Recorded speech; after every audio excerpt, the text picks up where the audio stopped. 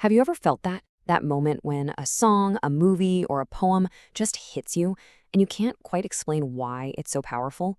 Well, for centuries, thinkers in India were obsessed with that very question. They decided to unpack the anatomy of art to find out what really makes it tick. So what is that secret ingredient? These ancient critics acted like surgeons, carefully dissecting poetry to understand its inner workings. They weren't just looking for pretty words or clever rhymes.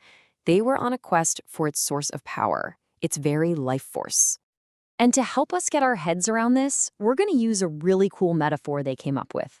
We're going to look at a poem like it's a living, breathing thing and explore its three most vital parts: its beating heart, its beautiful body, and its mysterious soul.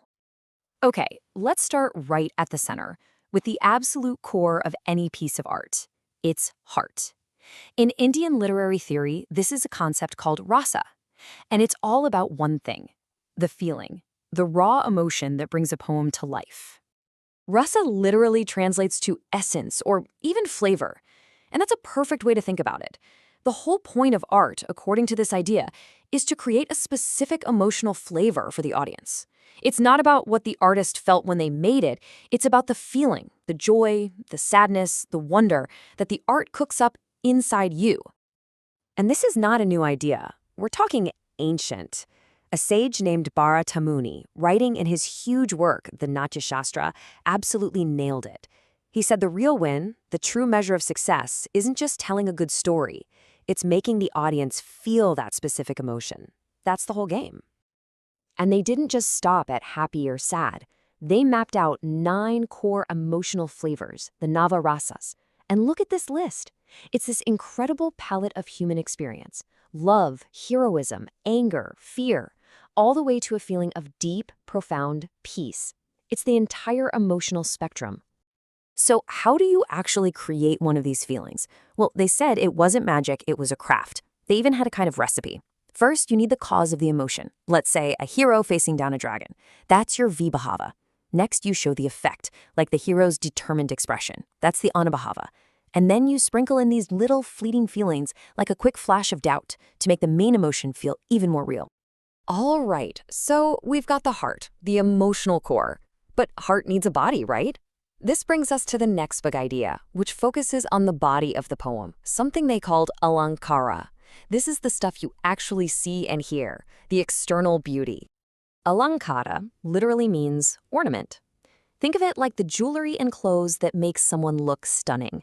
These are the literary devices that dress up a poem. This school of thought argued that a poem's power comes from its sheer artistry, the clever way language is used to make it sound amazing and stick in your head.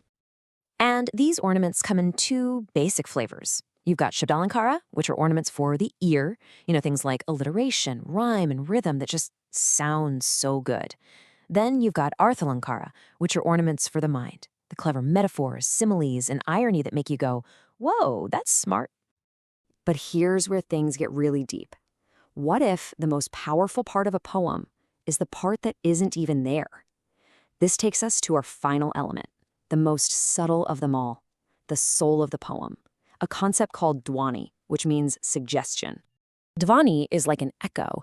It's the hidden meaning that resonates in your mind long after you've finished reading.